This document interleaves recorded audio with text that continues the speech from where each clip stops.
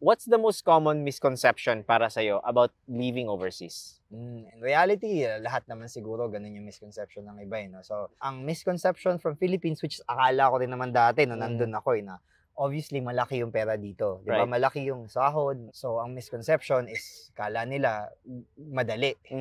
Dalawa yung iba-battle mo dito pag nagtrabaho ka dito. Unlike pag nagtrabaho ka sa Philippines. Yep. Mentally.